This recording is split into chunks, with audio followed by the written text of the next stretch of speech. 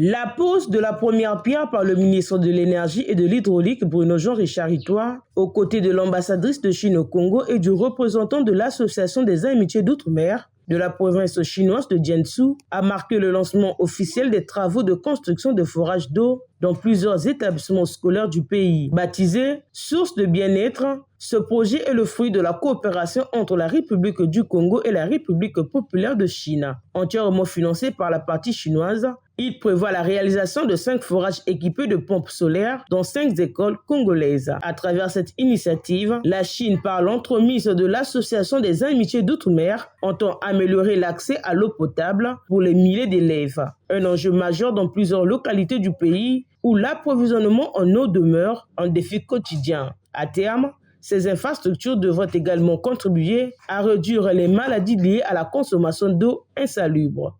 L'eau est la source de la vie et le fondement de la santé.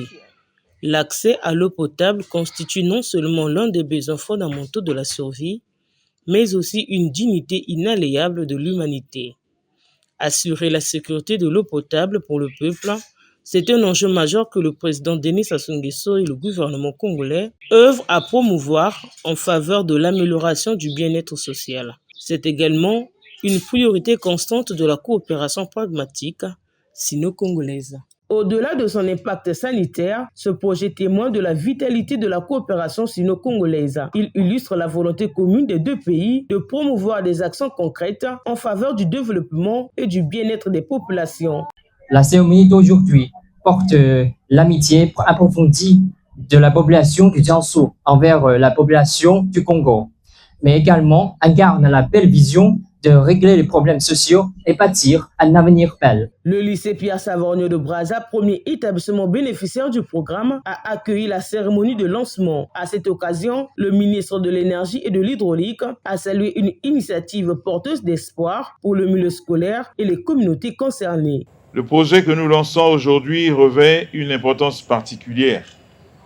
Il vise la réalisation, on l'a déjà dit, de plusieurs ouvrages d'eau potable à travers le territoire national, afin de renforcer durablement l'accès des populations à l'eau potable et d'améliorer ainsi leurs conditions de vie. L'eau, c'est la vie. L'eau, c'est source de vie. C'est source de santé, de dignité et de développement. Chaque infrastructure hydraulique réalisée contribue donc directement à la réduction des maladies d'origine hydrique, à l'amélioration des conditions sanitaires des populations, à la promotion de l'éducation et au développement des activités économiques et sociales.